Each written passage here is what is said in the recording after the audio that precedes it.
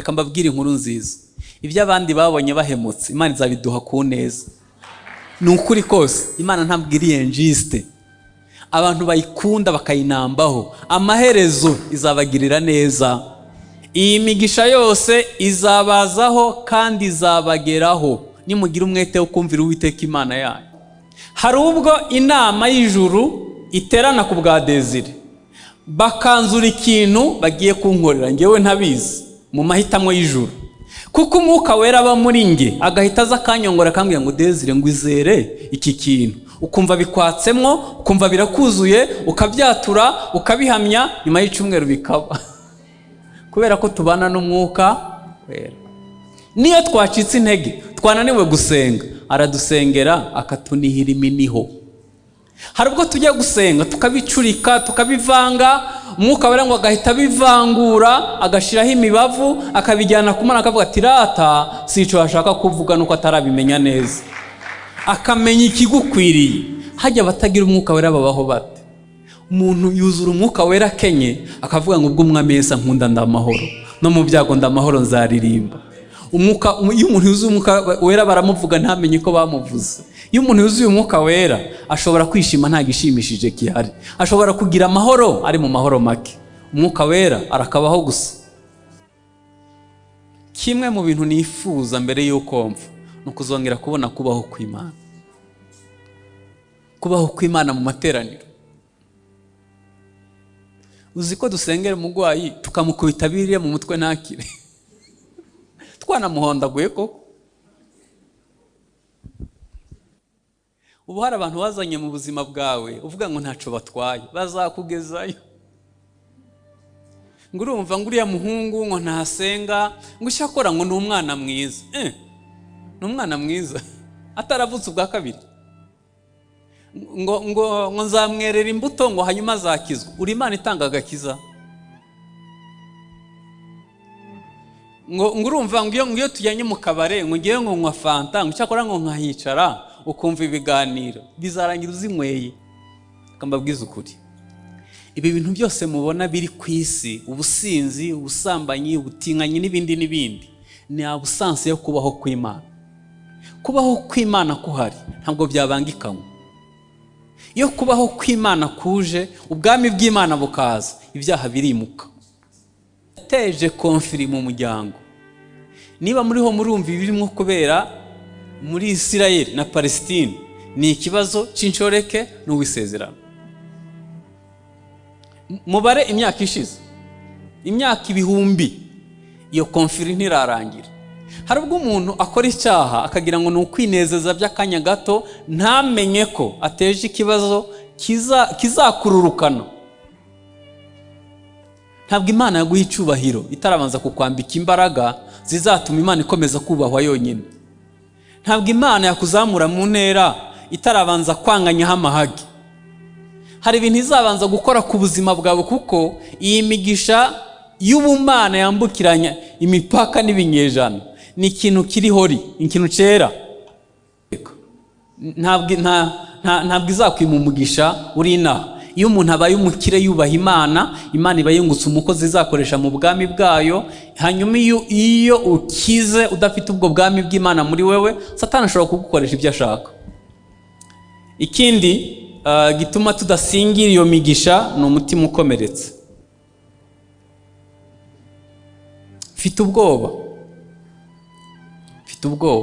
ko umuntu ukomeretse kujya mu ijuru bigoye.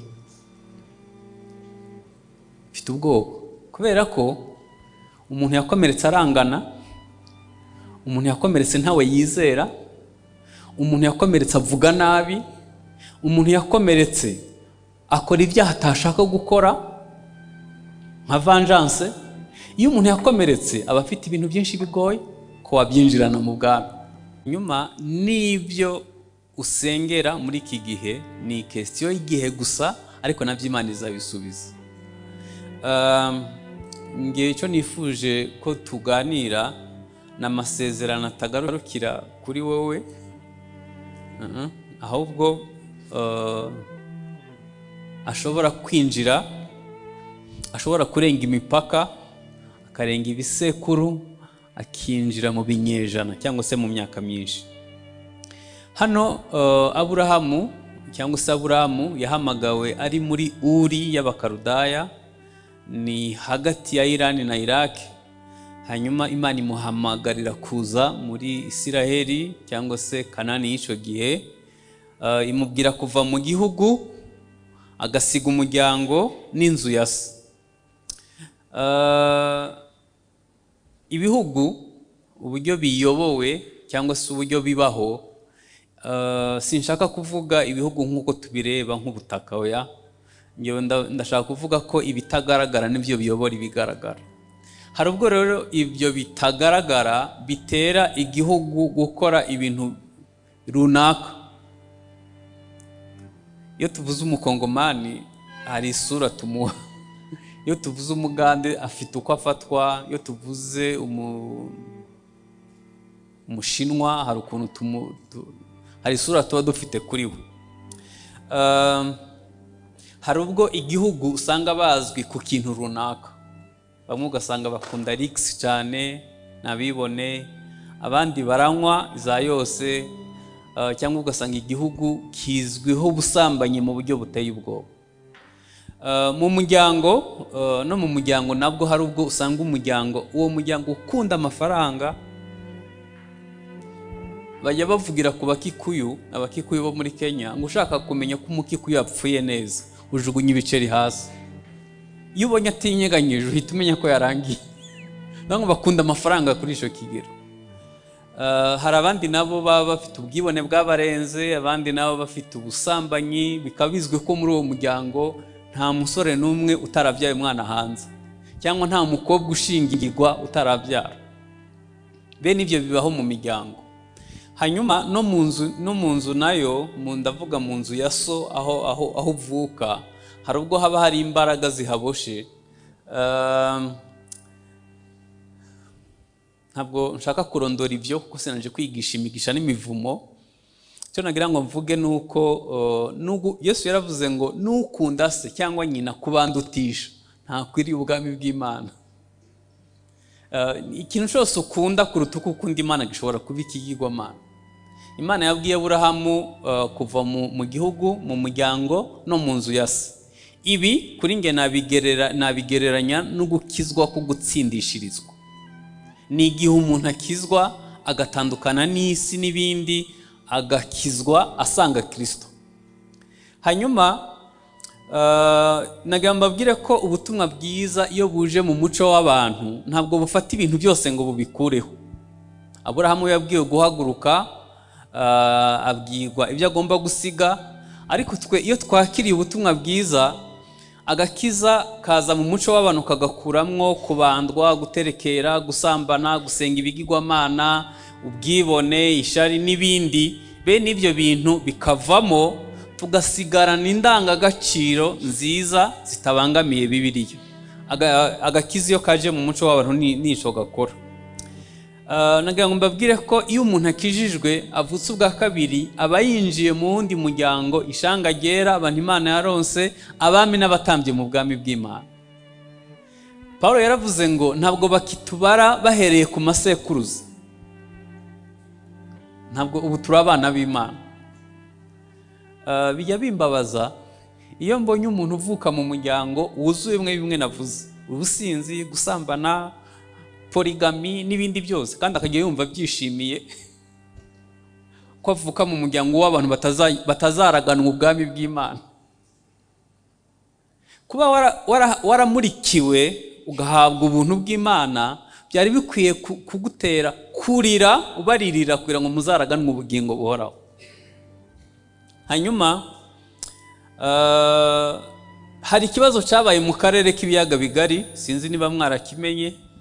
Hashize imyaka hafi nk'I120 ubutumwa bwiza buhageze, ariko twahuye n'akaga, twagize ibyago bikomeye ko abantu bakijijwe bakakira Kristo, ariko bakanga kurekura imirimo y'umwijima iri muri aka karere. Mu buryo bw'ubumisiyoneri, ntabwo ibi bihugu byacu byo mu karere k'ibiyaga bigari ntabwo babifata nk'ibihugu by'Abakristo, babifata nk'ibihugu bivanze umwijima n'ubutumwa bwiza. ibi mvuze naguha ibisobanuro nk'ijana bibigaragaza. Niba imibare y'amadini izamuka buri gihe, imibare y'ibyaha ntigabanuke, hari ikibazo cyabaye. Niba ubutumwa bwiza buri twarasobanukiye ubutumwa bwiza ico buvuze n'ico bukora iyo bugeze ahantu tukaba tudahinduka, hari ikibazo cyabaye. Ubundi umukristo yakijijwe neza hari ibintu bitanu Bibiliya imuvugaho. Icya mbere ni umuco w'isi, ni itara riri ku gitereko cyaryo, ni umunyu, ni umudugudu utabasha gutwikirwa, ni umutwe muri byose. Niba atari uko bimeze, tukwiye guhindura imisengere yacu. Aho ufite amahirwe ko wabonye akazi, cyangwa se aho uvuka, cyangwa se aho wirirwa, cyangwa se aho utuye, niba utabasha kumurikira abahari, itara ryawe riranyenyereza, ntabwo rireba neza. Uramutse uri itara riri ku gitereko cyayo, nagira ngo mbabwize ukuri, iyo ujimije itara umwijima uraza, kandi iyo uricanye umwijima urahunga, ntabwo bijya impaka, kimwe gisimbura ikindi. Ku isi yose ni twe bahanga bo kuvanga umuco n'umwijima bigakunda. Umwijima ukaba uhari kandi tukaba tuvuga ko tunasenga, ni twebwe ku isi gusa dufite ubwo buhanga. Hanyuma hari inyungu zo gusiga. Imana yamubwiye gusiga umuryango, igihugu n'inzu ya se. Hari ibintu 7 yamuvuzeho. Yavuze ngo nzaguhindura ubwoko bukomeye. Erega iyo wasize hari inyungu zo gusiga. Nta n'umuntu yarakwiye kubiguhatira, ukwiye kubikora bikunze kuko bigira inyungu. Mbihinye mu ijambo rimwe, kubaha Imana bigira inyungu z'iki gihe n'izizaza.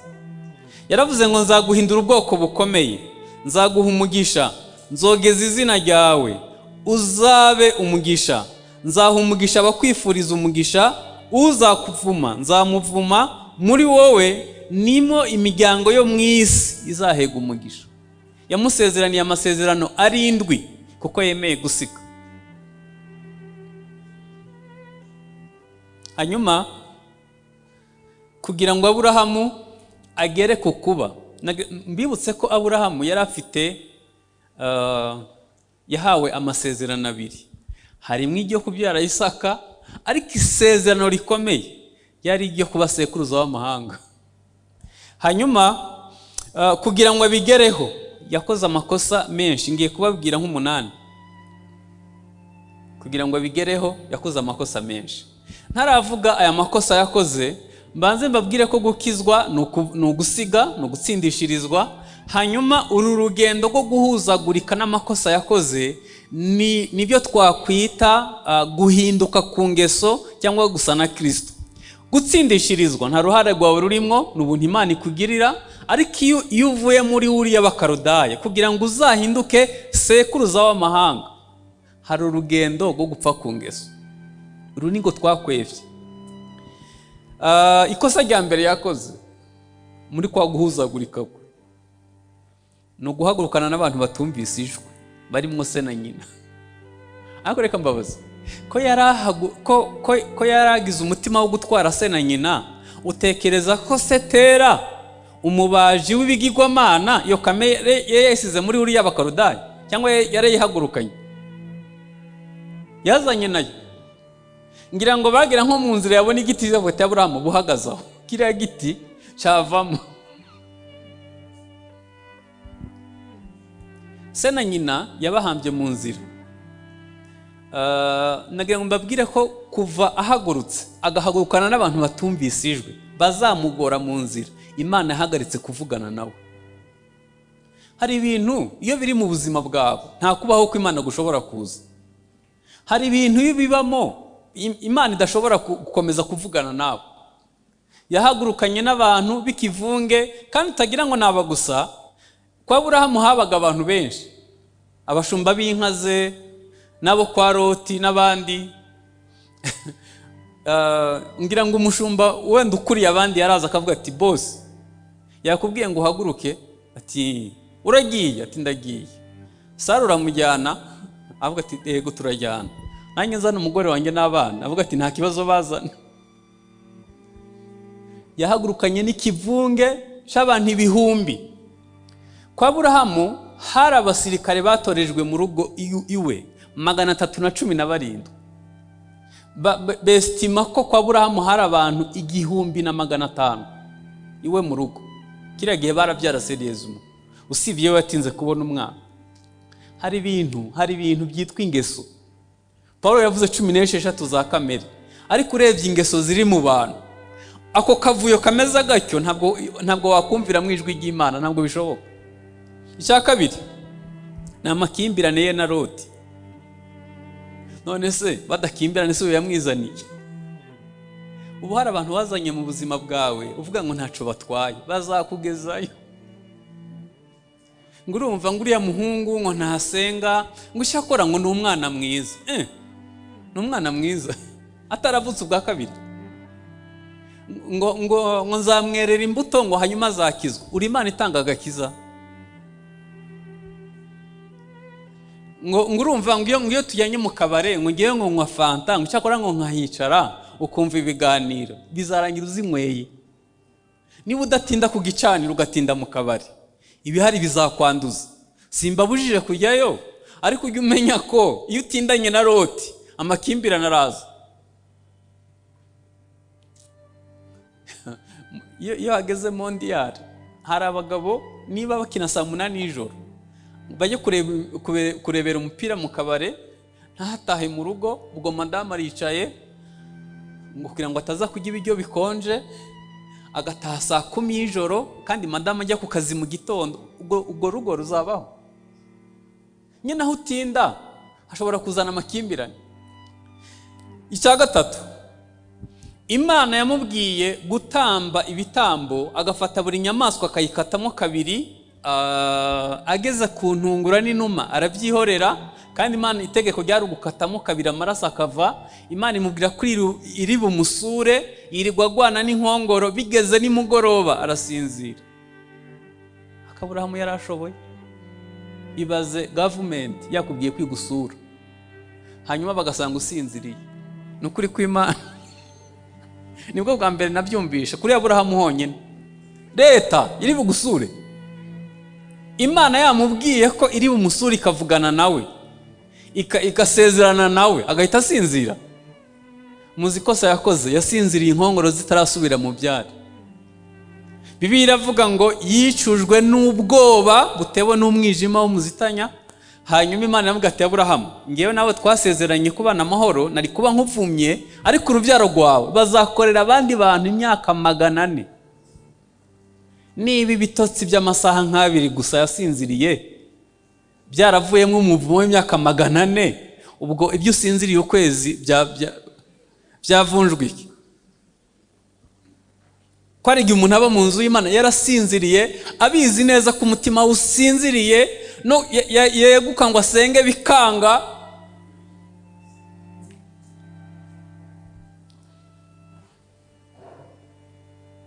Hanyuma icakane ni ukurongora inshoreke. Umuntu yavuganye n'Imana, azi icyo Imana yavuganye nawe, agahita ahinira bugufi akarongora inshoreke. Yateje konfiri mu muryango. Niba muriho murumva ibirimo kubera muri Israel na Palestine, ni ikibazo cy'inshoreke n'uwisezerano. Mubare imyaka ishize, imyaka 1000, iyo konfiri ntirarangira. Hari ubwo umuntu akora icyaha akagira ngo ni ukwinezeza by'akanya gato, ntamenye ko ateje ikibazo kizakururukana.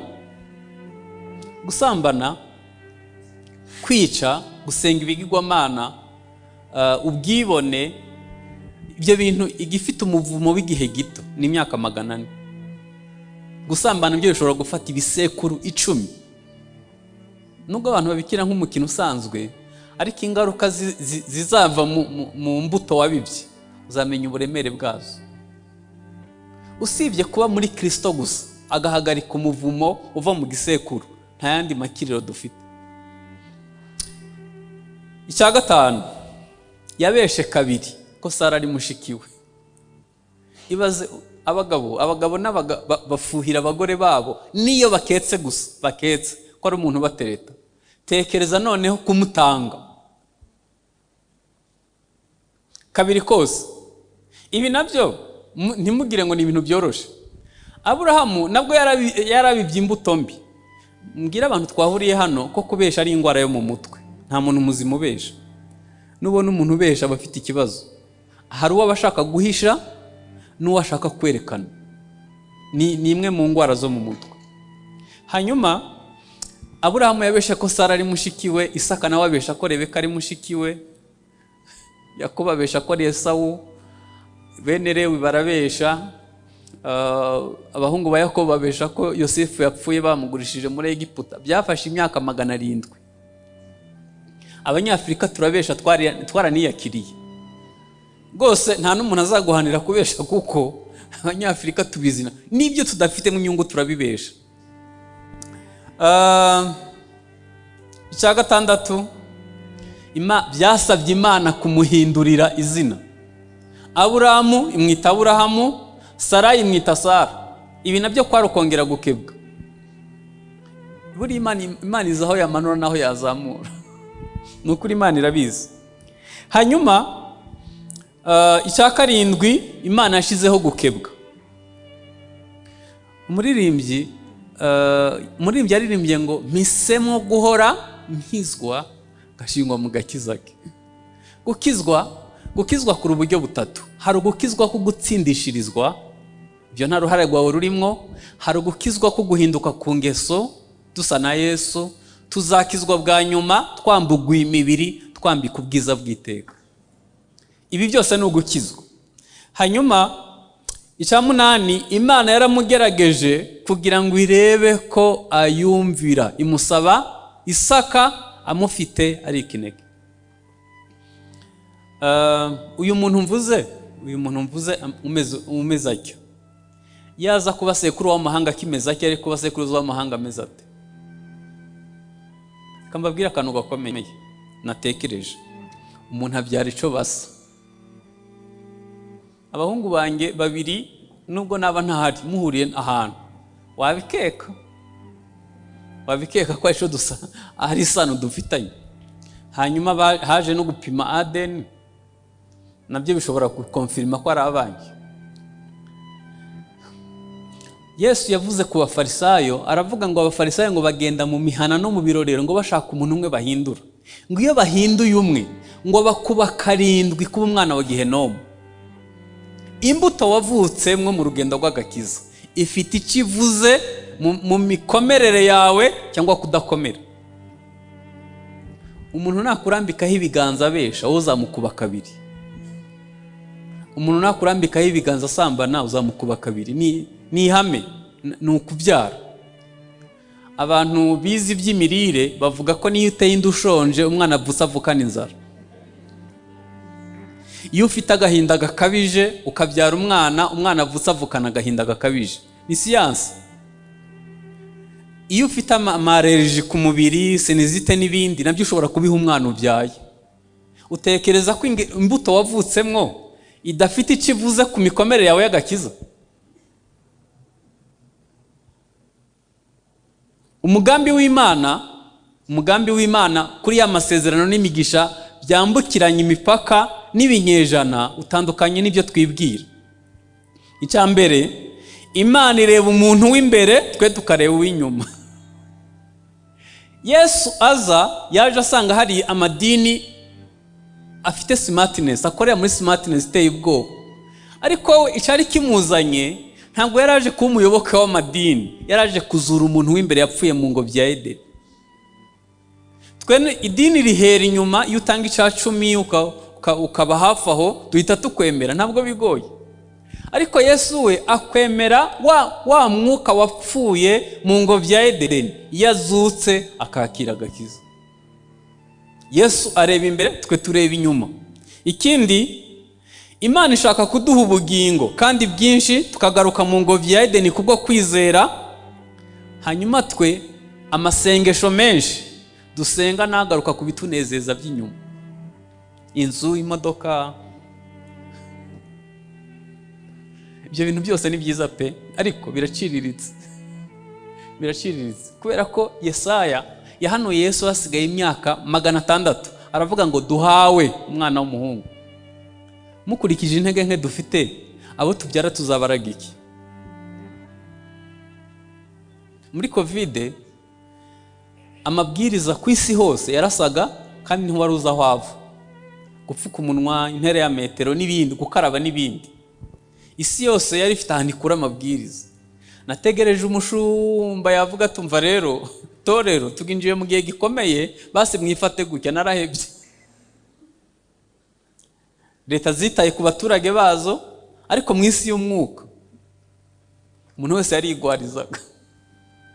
Nagira mbabwire ko Imana ishaka kuduha ubugingo bwinshi, hanyuma tugasubira mu ngobyi ya Edeni kubwo kwizera, ariko twirebera ibijyanye n'inyuma. Aritere menya numva, mwumva ubwoba buranyishe. Ngo Imana ngo yagutunze inkoni, ngo bagutekera ifiriti, ngo mu mibyizi.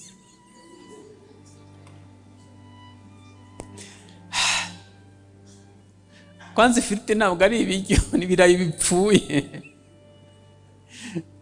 Abajene bari hano ntibantera amabuye, tuzayubakisha sare yacu gusengeramo. Amasezerano yashagaruka ku bintu bimeze gutyo. Reka mbabwize ukuri, ibyacu Imana irabiduha, iduha ifunguro rya buri munsi kandi bishimirwe, ibikora neza, ariko itorero rikwiye imbaraga zatuma babona icyo baraga generasiyo izakurikira. Hanyuma Imana yifuza ko kubaho kwayo kugaruka mu bantu bayo nk'uko byari bimeze mu ngobyi ya Edeni. Twe muzi ikintu dukora, turacahimba ibicocero. Bahise bakora amababi y'ibiti kugira ngo bahishe isoni z'ubwambure, bajya bakora ibisa n'imyambaro. Nagenya ndeba ibintu bibera mu rusengero, nkareba kambabwiza ukuri, ibi bintu byose mubona biri ku isi, ubusinzi, ubusambanyi, ubutinganyi n'ibindi, ni abusanse yo kubaho kw'Imana. Kubaho kw'Imana kuhari ntabwo byabangikanywe. Iyo kubaho kw'Imana kuje, ubwami bw'Imana bukaza, ibyaha birimuka, ntabwo umwijima wabana n'umucyo. Impamvu mubona byafashe intebe, ubona bifite umwanya, nuko himutse kubaho kw'Imana. Mu myaka mike maze nkijijwe, nabonye korali iririmba, hari abadayimoni bakavuza induru bagahunga.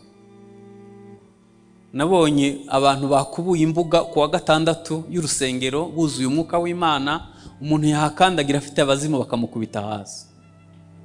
None ubu ntabwo bikiba, kubera ko kubaho kw'Imana kwarahavuye.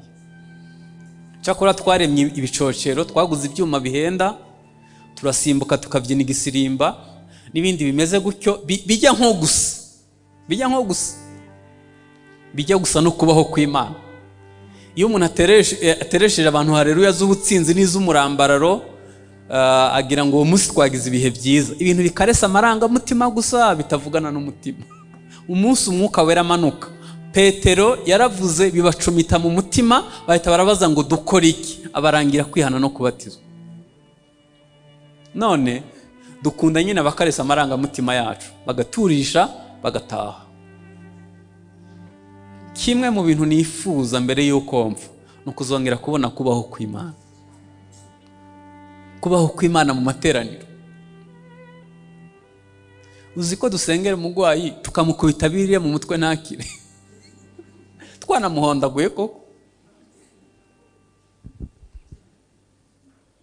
Hanyuma mwibuke ko Imana yifuza urubyaro ruyubaha.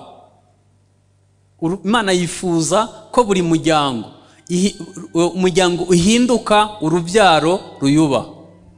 Ariko cyangwa se abaturi hafi.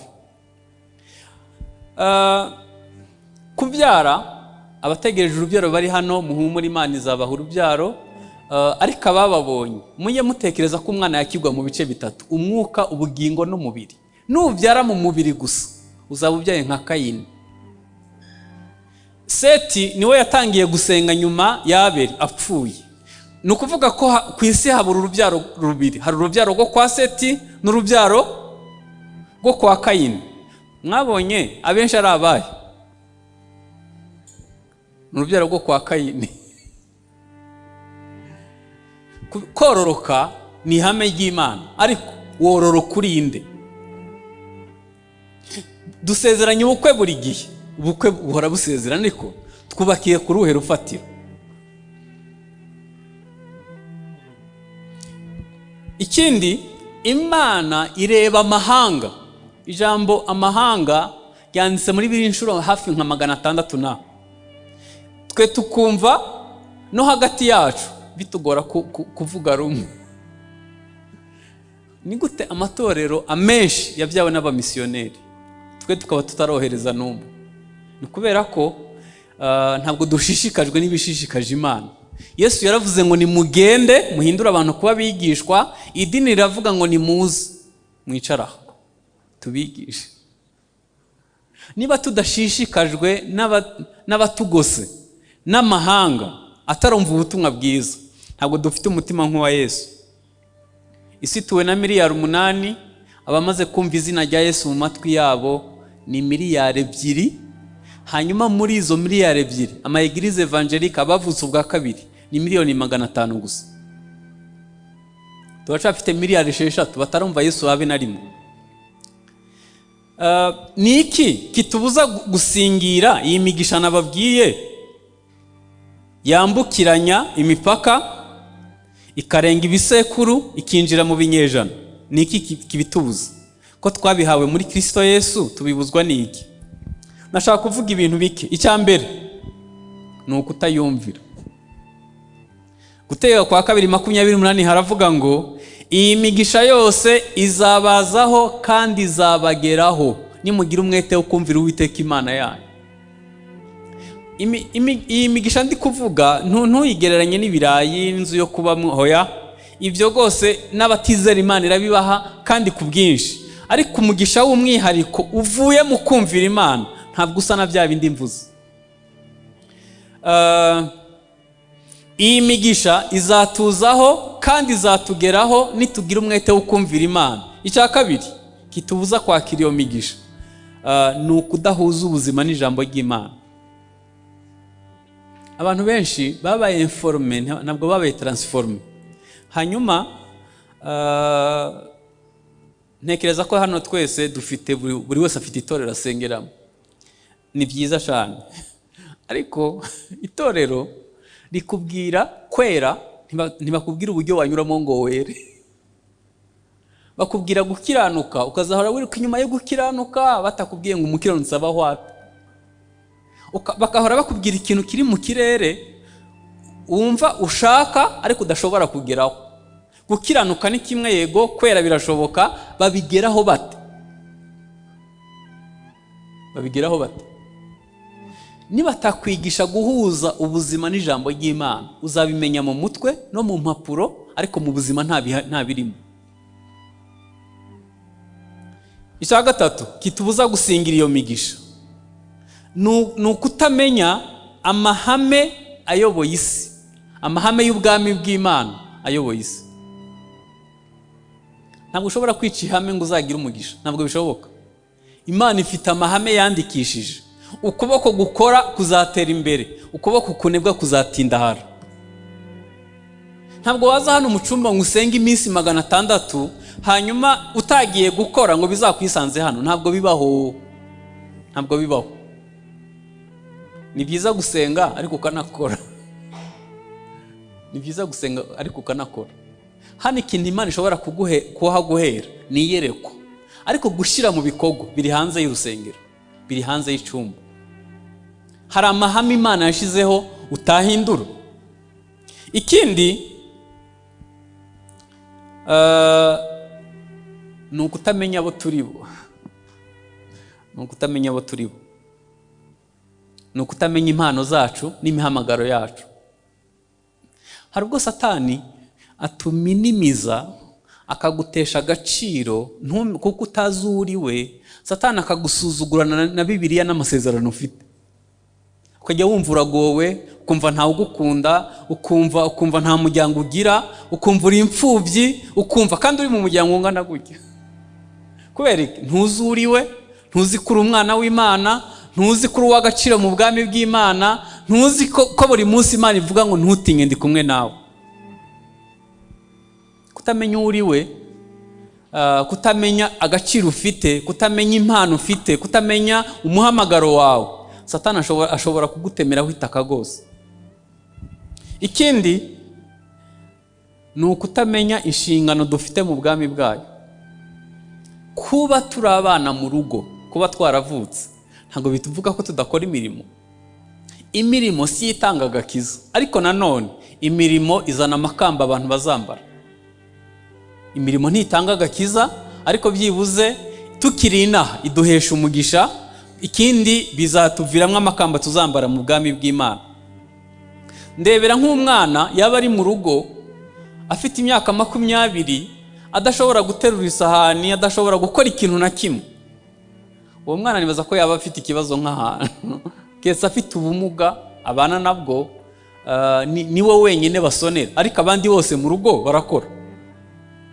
None kwimirimo hahigwa abantu bapfa bapfira mu mwami, imirimo izagenda ibaherekeje. Uramutse witavye Imana uyu munsi, niki cyaguherekeza? Twavuga ko wasuye imfubyi, ko witaye ku bapfakazi, ko wasura abagwayi ku bitaro, wagiye kuri gereza, witaye ku babaye kuruta abandi. Twavuga ngo iki? Iyo umuntu yapfuye turayihimba pe, turayihimba tukagerekeranya tugafundikanya, ariko hari abandi bafite imirimo yivugira. Ikindi kitubuza gusingira iyo migisha navuze ni ubwoba. Ubwoba buri ku kigero kimwe no kwizera. Ibintu byose ufitiye ubwoba bizakubaho, n'ibyo wizeye nabyo bizakubaho. Ikindi nababwira nuko abanyabwoba ntabwo bazinjira mu bwami bw'Imana. Mu bantu batazumva impanda, abanyabwoba barimo. Ntabwo twahawe umwuka w'ubwoba, twahawe umwuka w'imbaraga. Duhamya ko Kristo ari umukiza. Ikindi gituma nkiri ku bwoba, abantu benshi bafite iyerekwa, hari ibintu byinshi biyumvamo ariko badashobora gutangira kubera ubwoba. Akaba yumva ikintu yakorera Imana cyangwa se cyo yakora mu buzima busanzwe. Ubwoba bukamubwira ngo rega ntushoboye, ntuzi Icyongereza neza, ntuzi Igifaransa cyinshi, nta muntu ukomeye muzinanyi, hanyuma diplome yawe amanota ntiyarashimishije cyane, ikindi urashari muto cyangwa se urakuze cyane. Umuntu aguharana ubwoba bwo gutangira, kandi ejo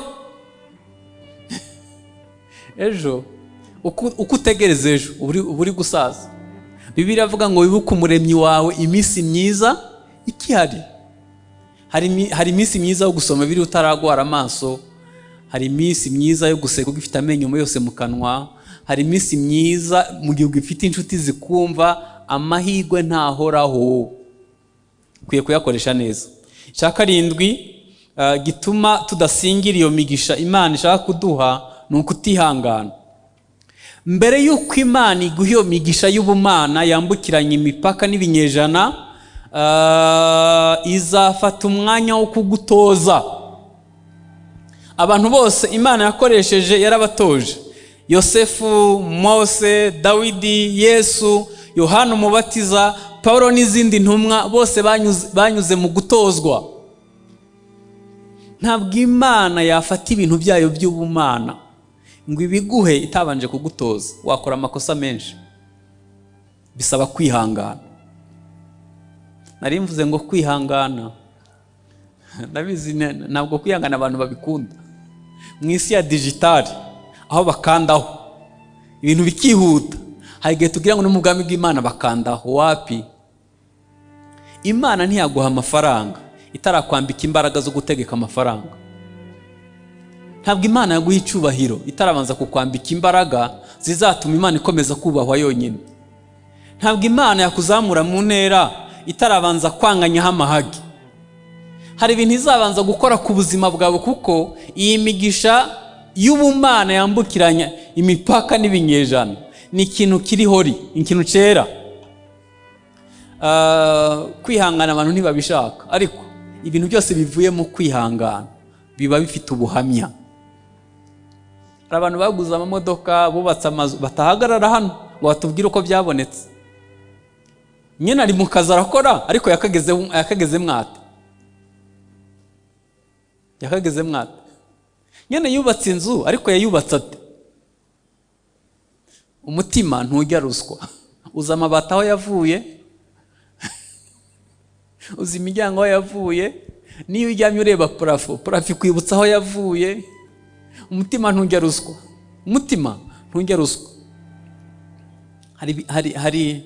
Hari ibyo dusabwa kwihangana. Reka mbabwire inkuru nziza. Ibyo abandi babonye bahemutse, Imana izabiduha ku neza. Ni ukuri kose, Imana ntabwo iri injuste. Abantu bayikunda bakayinambaho, amaherezo izabagirira neza. Icya munani kitubuza gusingira iyo migisha yambukiranya imipaka n'ibinyejana, ni ukubura uwudutoza. Kugira ngo ube umukiranutsi, kugira ngo ube umuntu uhuza ubuzima n'ijambo ry'Imana, bisaba ngo ugire umuntu ugufata ukuboko. Simvuze abatoza nabo babaye benshi, hanyuma rimwe na rimwe bagashaka kutugira, reka miniraho.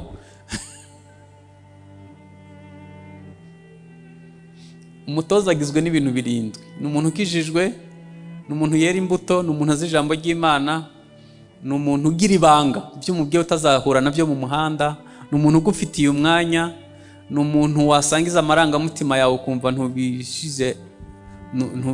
ntuzabisanga hanze, ni umuntu yagufata ukuboko mu rugendo rwo guhinduka ingeso no gukira ibikomere kandi atagucira urubanza. Uwo muntu numubona uzabugize Imana.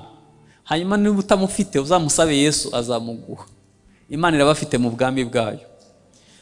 Iyo tubuze impamvu biri ngombwa ni kubera ko kwirera kose, nari mvuze ngo kwirera kose kugira ingaruka. Uyu munsi uri imfubyi, si amahitamo yawe, ni ibyago wagize, ariko wibuke ko uzajya kubaka urugo ukabyara abana ukabaha icyo wowe utahawe.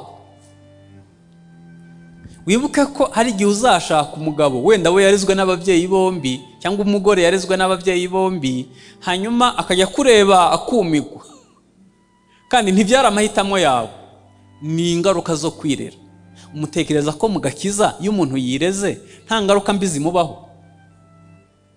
Nyandeba abantu umuntu asohora akaririmbo kamwe kataramenyekana na Kigali yose, agahita yigira umusitari, agahita azamura ibiciro, wamuhamagara umutumira akabanza kukubaza ayo mushira kuri konti. Yane muzi gukira. Umuntu avuga mu rurimi yavuga ari ataza agakurikiraho, agahita yica agasozi. Zose ni ingaruka zo kwirera. Kwirera kose kugira ingaruka mbi.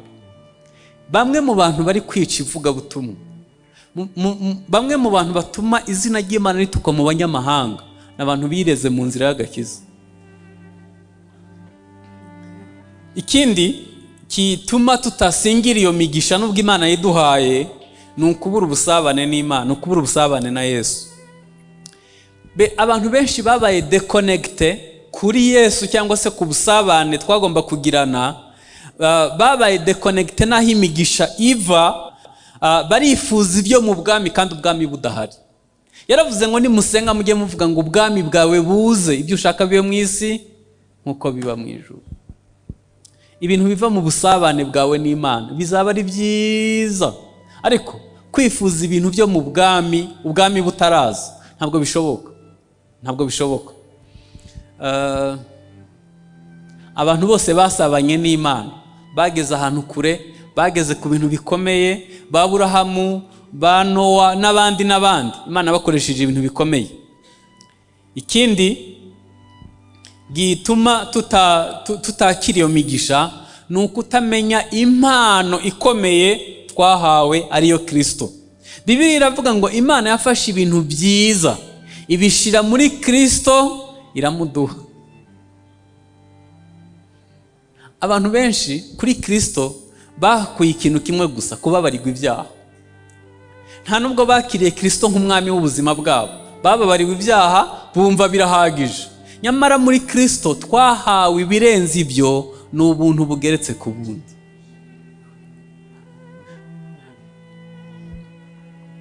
Hanyuma ikindi kintu gituma tutakira iyo migisha imwe nababwiye Imana yavuganye na Aburahamu, ni ukubura ibyiringiro.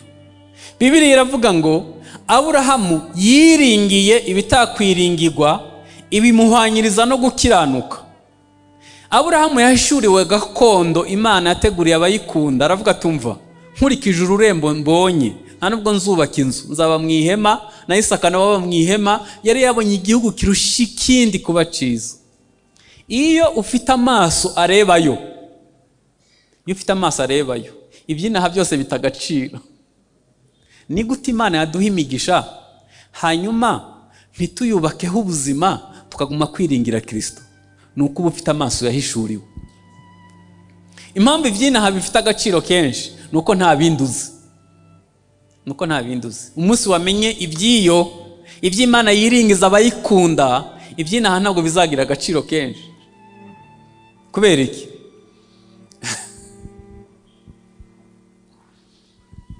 Dufite ibyiringiro bitadukoza isoni, ari byo kuzaboneka k'ubwiza bwe. Abamarayika reka nsubire inyuma ho gato. Yesu yaravuze ibintu byose tureba ku isi byose Imana yabiremesheje ijambo. Yaravuze ngo nihabeho. Reka mbabwize ukuri, nuko isi tutarayigenda yose, ariko akanya mbonye ko kujya kuri Google, hari ibintu nyandeba nkabona isi ari nziza. Ifite ibibaya byiza, ifite amasoko, ifite indabyo, ifite ku isi hari ibintu byiza pe. Ku isi hari ibintu byiza, hari ahantu heza haruhura henshi ku isi. Ibyo bintu byose n'ibindi bataravumbura byose Imana yabiremesheje ijambo. Yaravuze ngo nihabeho, hahita habaho. Yesu ajya mu ijuru yaravuze ngo sinzongera kurya, sinzongera kunywa mpaka mbonye umugeni. Ari mu kwitegura umugeni. Niba ibyo yaremesheje ijambo ari byiza nk'ibyo tureba, ibyo akoresheje amaboko imyaka 2000 bimeze biti, ni iby'ijisho ritigeze kubona, ni iby'ugutwi kutigeze kumva, ni iby'Imana yabikiye abayikunda. Abamarayika barabirunguruka bakavuga ngo uwatugira abantu tukamanuka mu isi kubikorera. Ntibafite ayo mahirwe. Hari umunsi umwe itorero rizava mu isi, hari umunsi umwe ijuru rizahaguruka ryubaha itorero ryamenewe amaraso. Abamarayika ntibafite ayo mahirwe yo kuzaragwa iby'abera bazaragwa. Niyo mpamvu mu Baheburayo haravuga ngo abamarayika ibahindura imiyaga, ngo ariko abagaragu bayo ibahindura umuriro waka. Itorero rifite agaciro, n'amarembo y'ikuzimu ntabwo azarishobora. Nuko tutazi abo turi bo gusa muri Kristo. Abantu batakaje ibyiringiro kuko nta kindi bazi nyene, kuko ibyina hari ibyo ureba nta kundi twakumva. Amaso yawe nta kindi arabona kabisa, nta kindi. Abantu babibonye bajugunyiwe intare, bakerejwe inkerezo, batwikisha umuriro, ngo bapfa babyishimiye, ngo bakavuga ngo hari gakondo irushiye kuba nziza.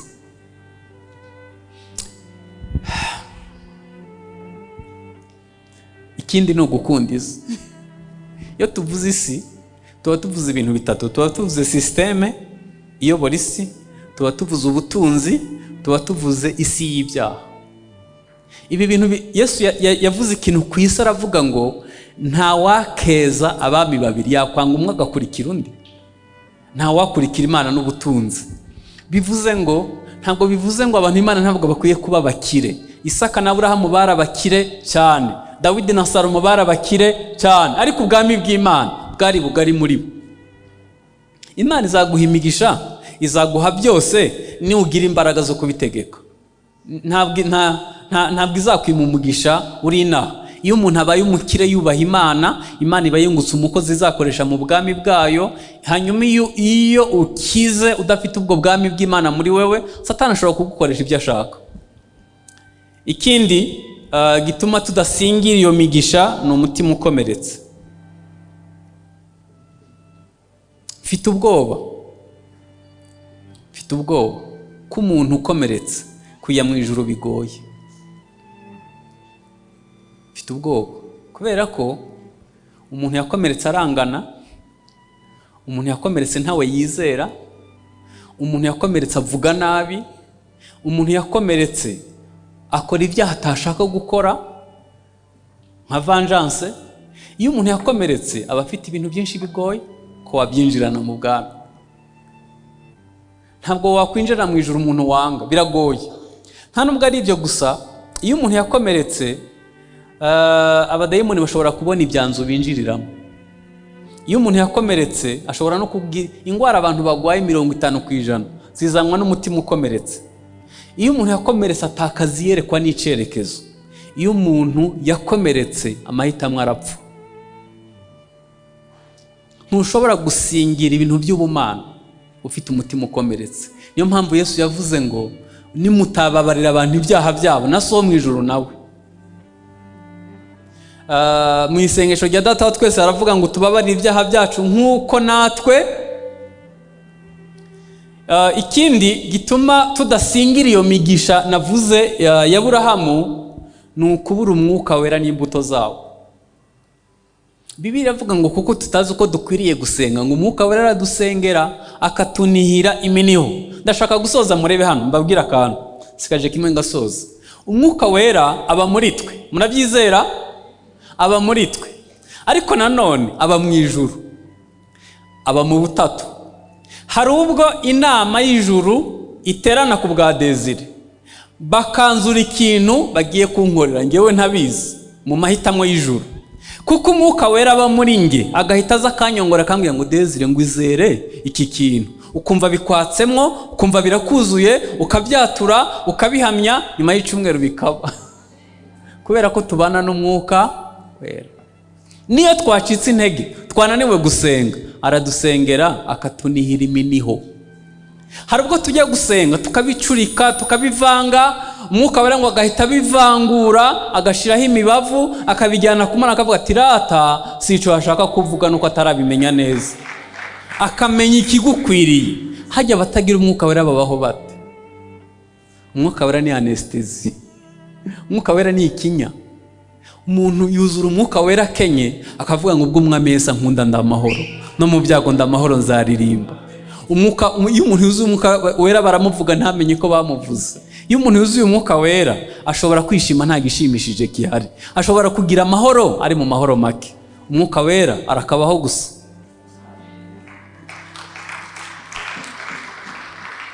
Icanyuma kitubuza gusingira iyo migisha ya Aburahamu ni ukutamenya gutanga. Nari mvuze ngo gutanga. Aburahamu yatanze kabiri. Yari yaramusezeranije ariko ritinda gusohora. Umunsi yatanze inka, ikimasa, agatanga umutsima n'amata. Abamareka baravuze ngo umwaka ugeze aho uyugeze, kandi koko umwaka utaha yarabyaye. Yatanze inka, amata n'umutsima. Hanyuma ikindi gihe Imana iramugerageza, iramubwira ngo fata umwana wawe Isaka ukunda w'ikinege umujyane ku musozi witwa Moriya umunambireho igitambo. Imana izi ibyo ukunda n'ukuri kose. Ikintu kibabaje iyo tujya guha Imana tuyiha ibyo tudakunda.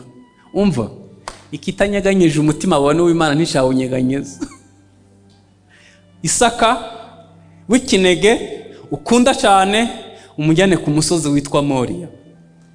N'urugendo rw'ibirometero 80 kuva aho yaratuye. Ntiyahiniye ku musozi wa bugufi ngo abari atambiraho Isaka. Ageraho Imana yamubwiye Isaka aramubwira ngo papa inkwi ndazikoreye n'umuriro ufite n'inkota igitambo kirihe. Ibaza umwana wabyaye uzi kugiye kubaka igicaniro ukamuboha ukamushiraho ukamwica ukamutwika, akubajije gutyo. Yaravuze ngo mwana wanjye Imana iri bwibonera igitambo. Aramuzamukana yubaka igicaniro, mutekereza umutima w'uko wari umeze, aramuboha amushiraho. Ijuru ryariho rirasista, byose ryahagurutse rimwe kureba icyo gikorwa uko kigenda. Akura y'inkota abamarayika bamufata amaboko baravuga ngo rekeraho. Imana yavuga ngo nibwo nkimenya ko nkunda. Uyu munsi ubaye sekuruza w'amahanga.